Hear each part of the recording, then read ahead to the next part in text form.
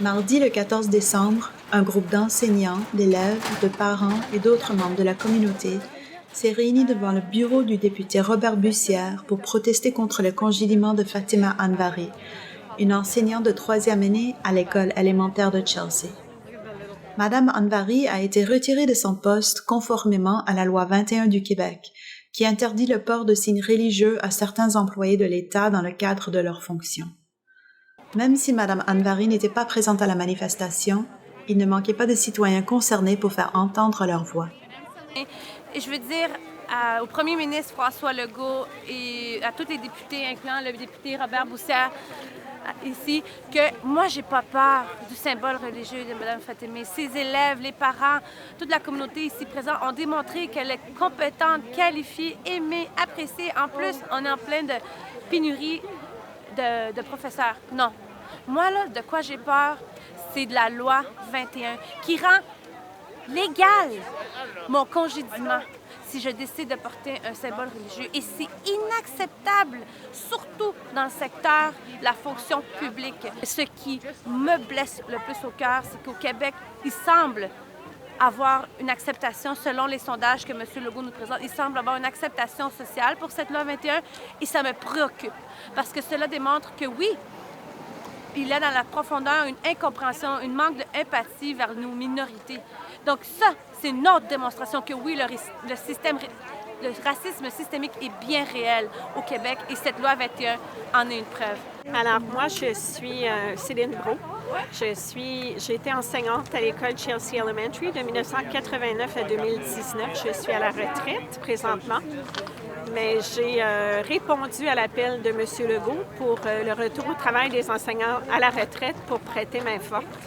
Alors, cet événement, cet enjeu vient me chercher à plusieurs niveaux. Donc, de un, on a une enseignante qualifiée qui a été retirée de sa salle de classe par le fait qu'elle soit une femme musulmane portant le hijab. Alors, c'est inacceptable dans une situation où il y a un manque criant d'enseignants. Mais encore plus important pour moi, c'est une question de valeur. Alors, cette idée, pour moi, c'est un aspect de la loi qui est absolument discriminatoire. C'est inacceptable, surtout dans une société où on valorise les valeurs de diversité et d'égalité. D'ailleurs, le gouvernement Legault actuellement a une campagne de publicité, une campagne pour combattre le racisme et investit beaucoup de dollars des contribuables dans cet effort de combattre le racisme dans notre société et j'appuie beaucoup cette initiative, mais l'esprit et tout qui est derrière, les valeurs, les principes qui sont derrière une loi qui permet ce qui est arrivé à Mme Anvari la semaine dernière, selon moi, c'est inacceptable. Moi, j'ai commencé ma carrière en 1984 en Afrique australe, juste pays voisin au Zimbabwe, pays voisin de l'Afrique du Sud, où l'apartheid était la loi. Alors, je n'accepte pas qu'on se doit de respecter une loi parce que c'est la loi. En fait, la démocratie et le vrai signe de la démocratie, c'est lorsque on protège les droits des minorités. Je pense que quand on parle de symboles religieux, il faut être logique. Le port du hijab n'entrave aucunement à la façon dont une enseignante fait son travail et communique avec les enfants. Je ne serais pas en faveur du port de quelque chose qui entraverait à cette communication, mais pour la personne, c'est un symbole important de son identité, de sa croyance, et je crois que c'est important qu'on respecte ça et cette diversité-là dans notre société. Moi, j'aimerais dire qu'en principe, les principes de la laïcité dans une fonction publique ou dans une partie de la fonction publique québécoise, c'est quand même une très bonne idée. Mais je crois que lorsqu'on voit l'effet pratique, l'effet concret et les messages que ça donne, surtout à la société, aux familles musulmanes qui font partie de notre société, à nos enfants, à nos élèves, ce n'est pas un bon message.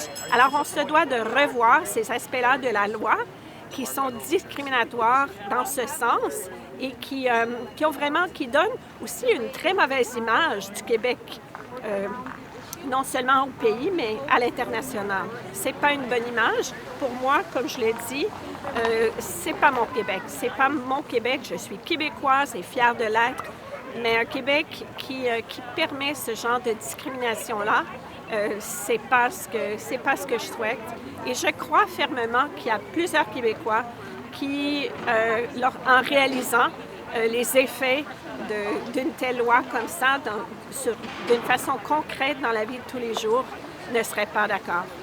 La Pêche Média a reçu la réponse suivante à sa demande d'entrevue auprès de M. Robert Bussière. Au nom de M. Robert Bussière, député de Gatineau, je vous remercie de nous avoir transmis cette demande d'entrevue via courriel. M. Bussière ne fera aucun commentaire en lien avec la loi 21 et son application. J'ai toujours eu de grandes difficultés avec le projet de loi 21 qui est maintenant loi. C'est clair que c'est discriminatoire, c'est clair que c'est clair que c'est dommage que ça a pris ce moment pour générer tant d'opposition. Mais je crois que le peuple exprime clairement ce qu'ils veulent. Et c'est important que les gens se lèvent pour démontrer qu'ils vont être qui vont demander à ce que le gouvernement leur écoute et que les droits et libertés soient protégés. Et ceci étant dit, ça ne veut pas dire qu'on n'est pas pour une société laïque. C'est clair que la laïcité est importante comme principe. Selon vous, est-ce que le gouvernement fédéral a un rôle à jouer dans ce dossier pour protéger les droits de la personne? Mais je dirais certainement au niveau juridique. Là. Je suis avocat aussi et je comprends bien comment le rôle fédéral, c'est une loi provinciale. Et ça touche des employés provinciaux. Mais ceci étant dit, il y aura un moment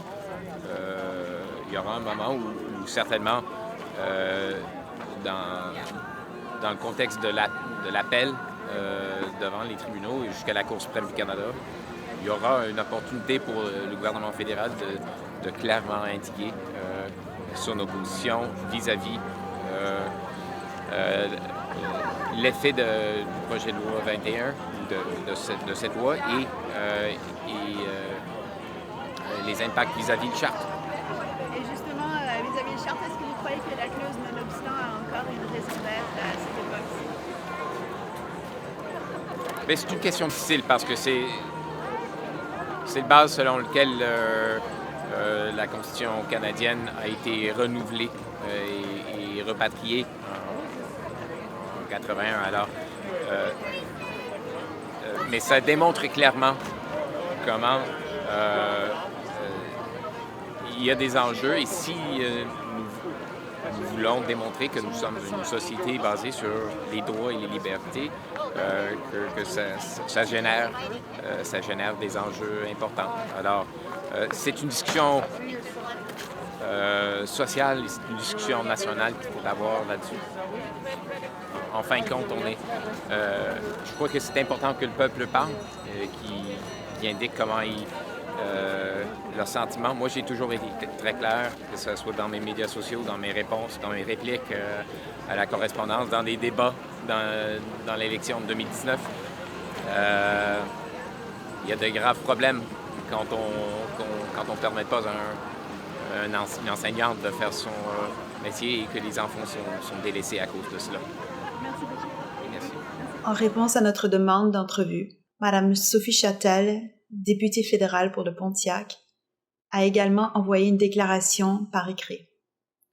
La position de ma formation politique à ce sujet a toujours été claire, et personne au Canada ne devrait jamais perdre son emploi à cause de ce qu'il porte ou de ses croyances religieuses. Ce que nous voyons à Chelsea, c'est une communauté qui se rassemble pour défendre une des leurs, une enseignante, Fatima Anbari. Je sais que les parents ont eu des conversations très difficiles avec leurs enfants. Les Québécois défendent leurs droits devant les tribunaux et c'est un processus clé dans notre démocratie. Je continue à suivre cela de près. Je suis venue en tant que parent d'un ancien élève de Chelsea Elementary, qui est maintenant un jeune homme qui avait reçu des soins attentionnés d'enseignants et d'enseignantes très doués à Chelsea. Je suis ici aussi en tant qu'avocate qui pratique dans le domaine des droits de la personne. Et donc, c'est un sujet, la loi 21 et la discrimination envers les minorités visibles, qui me touche beaucoup. Est-ce que vous avez suivi l'évolution de cette loi quand ça a été passé Absolument, au Québec? absolument. Depuis le début, je vois l'empreinte et les restrictions comme de la discrimination claire, les effets négatifs sur non seulement les enseignantes comme Mme Anvari, mais tous les enseignants ou enseignantes qui portent des symboles religieux sur eux. C'est évident que ça devrait être les compétences de base qui se qualifient, qui font qu'un enseignant ou une enseignante soit qualifié pour enseigner. Le foulard, ça n'importe aucunement à ces compétences-là. Alors, qu'est-ce que vous aimeriez voir changer dans cette loi? Il faudrait l'enlever carrément, certainement dans le domaine de l'éducation pour commencer. L'autorité qu'une enseignante a sur les élèves, c'est en tant qu'enseignante et non pas en tant que musulmane avec un foulard qu'elle a une autorité. Et on devrait avoir une représentation diversifiée de toute la communauté, toute la société québécoise, parmi toutes nos institutions, à mon avis. C'est comme ça qu'on avance l'égalité à travers toute la société. Est-ce que vous avez un sens de la logique du fondement de cette loi? Pourquoi elle a été créée à la base? Bien, le gouvernement, il répète sans fin que c'est une majorité de Québécois ou de Québécoises qui le veulent et donc c'est un acte, une loi démocratique. Mais ils sont en train de malmener la population, à mon avis, parce que c'est justement contre la majorité et la bonne ou mauvaise volonté de cette majorité que les lois pour les droits de la personne existent. Car c'est des minorités qui se font abuser et discriminer, que ce soit dans les services d'emploi, les services publics, le logement. Et c'est exactement pourquoi on a des lois pour les droits de la personne. C'est pour contrer la volonté de la majorité et reconnaître que ces personnes-là, ces individus, ont des droits inhérents qui existent, que la majorité le veuille ou non. Évidemment, le Québec avait une charte des droits et libertés bien avant même que le Canada avait sa charte des droits et libertés. Et les Québécois, à ce moment-là, ont reconnu, et nos gouvernements avec, qu'il fallait reconnaître les droits des minorités si on voulait être ce qu'on dit vouloir être. C'est une société à juste part égale qui permet à chacun de contribuer à sa pleine potentiel. Et c'est comme si la loi 21 ne veut pas reconnaître cela. Et le gouvernement veut malmener la population pour leur faire croire que la majorité devrait décider sur les droits des êtres humains, quand on avait déjà reconnu, puis on devrait revenir à cette reconnaissance en tant que société québécoise, à cette croyance, à cette valeur qui est fondamentale dans notre société. Nous avons donc contacté M. Jolin Barrette, ministre responsable de la laïcité et de la réforme parlementaire. Il a refusé notre demande d'entrevue, mais nous a transmis la réponse suivante par courriel. Le Québec a fait le choix de la laïcité de l'État. Il s'agit d'un choix de société légitime fondé sur des principes tels que l'égalité de tous les citoyens et citoyennes, la liberté de conscience et de religion, ainsi que la neutralité religieuse de l'État. En ce sens, la nation québécoise s'est dotée d'un mode d'organisation des rapports entre l'État et les religions qui reflète son parcours historique et ses valeurs sociales distinctes. Le port de signes religieux est ainsi interdit à certains employés de l'État en position d'autorité, dont les enseignants et enseignantes. Ces derniers ne doivent donc pas porter de signes religieux lorsqu'ils sont en fonction. Alors, mon nom est Blanche Roy et je suis de la région ici, mais je suis déléguée un peu de la Ligue des droits et libertés aujourd'hui. Quand on a parlé, Denise a parlé de la loi des chartes, c'est très important que ces chartes-là nous restent. On a combattu longtemps pour les avoir. Vous savez qu'elles émanent de la Déclaration universelle des droits de la personne, qui date de 1948, mais qui a été conçue pour empêcher justement les divisions dans la société comme on voit aujourd'hui. Ici, c'est un cas patent d'une personne qualifiée qui ne peut accomplir son rêve, ne peut enseigner. C'est ce qu'elle désire faire, c'est son potentiel. Elle est formée pour le faire, elle adore les enfants et c'est réciproque. Mais c'est le genre de problème que soulève cette loi. Alors, c'est pour ça que je suis ici aujourd'hui. Je trouvais que ça venait vraiment clouer le bec là, à cette loi-là. Et c'était un exemple patent. On dit, hein, avant qu'on la fasse, avant qu'on l'adopte, cette loi-là, on disait, il n'y a personne qui va souffrir de ça, il n'y a personne qui va souffrir de ça. On a conservé les profs qui étaient déjà profs, mais évidemment, il n'y a pas d'ascension sociale. Les profs ne pouvaient pas avoir de promotion. Il fallait qu'ils restent dans leur position. Donc, pas une capacité de bouger. On restreignait leurs droits. Et ça, l'État ne peut pas faire ça. Je me suis donc adressée à M. Pierre Bossé, juriste et enseignant en droit constitutionnel. La loi 21 a été créée grâce à la clause non-obstant. Est-ce que cette clause a pour effet d'invalider des droits prescrits dans la Charte des droits et libertés canadienne? Ça, c'est une grande question. Quand on lit la Charte canadienne des droits et libertés et la Charte québécoise des droits et libertés, on constate que oui, il est possible pour un législateur, pour un Parlement, de déroger à certains droits ou libertés. Dans la Charte canadienne, les droits auxquels on peut déroger incluent la liberté de religion et le droit à l'égalité sans discrimination basée sur la religion. Et une dérogation est valide pour 5 ans, selon la Charte canadienne. Jusqu'à maintenant, les tribunaux canadiens ont toujours décidé d'appliquer cette disposition de dérogation sans obliger le législateur à justifier la dérogation. C'est-à-dire que tout ce que le législateur doit faire, c'est de dire dans une loi quelconque, cette loi va s'appliquer malgré certains articles de la Charte canadienne. Et il n'a pas expliqué pourquoi, ni à justifier pourquoi, ni à prouver que c'est nécessaire. Ça, c'est une décision, ça découle d'une décision qui remonte à plus de 30 ans, qui avait été rendue par la Cour suprême dans l'affaire Ford, qui concernait l'affichage unilingue français. Là, la grande question qui se pose, et c'est celle que les tribunaux vont devoir trancher, la Cour d'appel et éventuellement la Cour suprême du Canada, c'est de savoir si, en plus de cette exigence purement formelle de dire nous dérogeons à tel ou tel article, est-ce qu'il doit y avoir également des conditions de fond à remplir? Est-ce que le législateur devrait malgré tout avoir à justifier l'usage de la dérogation en invoquant des motifs supérieurs? Est-ce qu'il doit y avoir un lien entre la dérogation et l'objectif qui est poursuivi par la loi 21 dans ce cas-ci?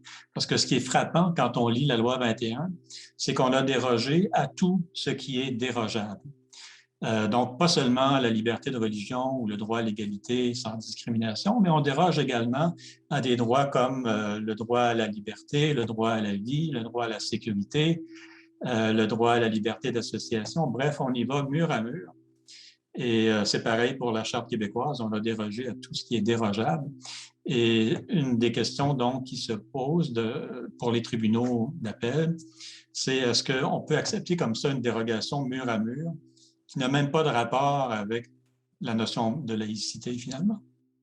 Et qu'est-ce que cela pourrait avoir comme application pour les droits humains à l'avenir? Oui, bien sûr, ça risque d'avoir un impact pas seulement pour la loi 21 et pas limité au Québec, parce qu'on parle ici d'une clause de dérogation qui est insérée dans la Constitution canadienne.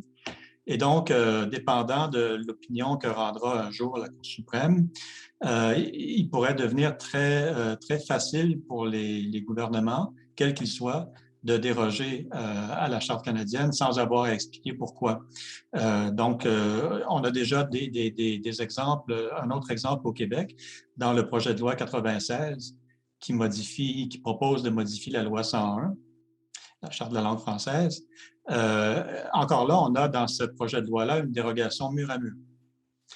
Et donc, il y a d'autres exemples. En Ontario, il y a quelques années, le gouvernement Ford avait envisagé de déroger comme ça à certains articles de la Charte canadienne en matière d'élections municipales. Donc, tout ça pour vous dire que oui, cette question-là de la dérogation qu'on trouve dans la loi 21 va avoir un impact pour l'ensemble du Canada. Est-ce que c'est maintenant rendu une question politique ou judiciaire? Oui, bien sûr, il y aurait théoriquement une possibilité pour le pouvoir politique d'éviter que ce soit la Cour suprême qui tranche là-dessus. Mais pour ça, il faudrait évidemment un retournement de circonstances, une volte-face du gouvernement québécois qui n'a vraiment pas l'intention de modifier la loi qu'il vient d'adopter il y a 2 ans à peine. D'ici là, il va y avoir des élections provinciales, par contre, à l'automne 2022. Alors, si jamais un autre parti prenait le pouvoir, oui, théoriquement, il pourrait y avoir un retour. Mais j'ai bien noté, moi, que ce que Mme Anglade a dit récemment, c'était que si jamais le Parti libéral formait le prochain gouvernement, elle n'avait pas l'intention, si j'ai bien compris, d'abroger la loi 21, mais tout simplement de laisser s'écouler les 5 ans de la dérogation et ne pas renouveler la dérogation, tout simplement. Si c'est le cas, bien, on devrait vivre avec cette dérogation au moins jusqu'en 2026, si je calcule bien.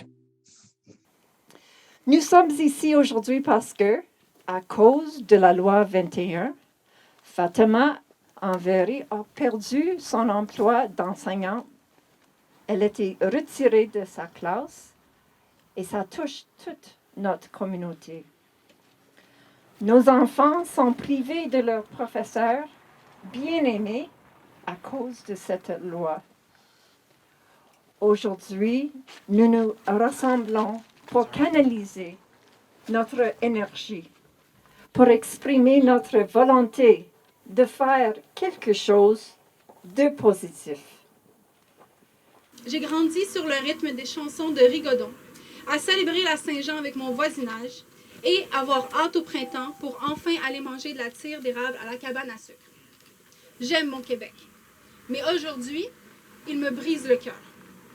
L'histoire de Fatima Enveri, enseignante adorée et dévouée, est le triste résultat d'une loi prétendument démocratiquement passée. La situation de Fatima n'est pas unique. In June 2019, I was completing my last year of law school. I was ready to invest my knowledge and my skills. But when I woke up to the news that Bill 21 had passed, my heart fell to my stomach. Because in that moment, I felt like the nation that opened its arms to me and my family rejected us. That is the feeling of discrimination. But I refuse to choose between my Quebec identity and my religious identity. I refuse the narrative that they are mutually exclusive. Ce sont des droits fondamentaux, protégés par les constitutions qui ont fondé notre nation, qui sont bafoués par cette loi. Nul ne devrait avoir à choisir entre sa liberté religieuse et sa profession de rêve. This spring, we are headed to the Quebec Court of Appeal to completely strike down this heinous law.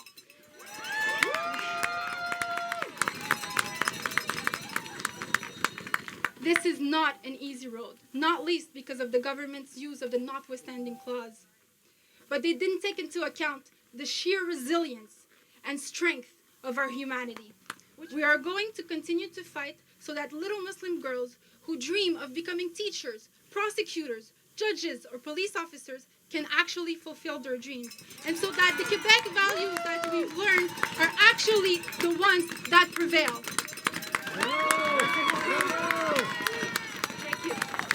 Je pense qu'il y a un grand amalgame qui se fait dans la tête de beaucoup de politiciens qui leur fait croire que, puisqu'on est majoritaire, on peut imposer les lois. Je rappelle à ce sens qu'on est déjà passé par ce stade comme une humanité. Dans certains pays, je rappelle ici l'apartheid, en Afrique du Sud, il y avait des majorités blanches qui légiféraient pour imposer à la majorité malheureusement noire leurs règles, leur façon de voir la vie. Et c'était des lois qui étaient légiférées d'une manière correcte par des majorités élues correctement. Mais ce n'étaient pas des lois justes. Parce que ce qui donne la légitimité à une loi, c'est la justice. Que je crois ou je ne crois pas, ce que je vais me vêtir, je mange ou je ne mange pas, c'est à moi de le décider, ce n'est pas un gouvernement. Et c'est ça qui fait que beaucoup de gens, j'en fais partie, j'ai fui mon pays en quelque sorte parce que j'étais opprimé, parce que je ne pouvais pas exprimer mes opinions politiques. Donc j'ai fait le choix de venir m'installer au Québec dans l'espoir de pouvoir le faire en tout temps, de pouvoir faire des choix éclairés pour mes enfants et pour moi-même. Et là, avec un gouvernement comme on voit actuellement, le message que vous nous dites, c'est qu'on a fui l'oppression, oui, mais vous êtes un gouvernement oppresseur, encore une fois. Et ça, c'est malheureux.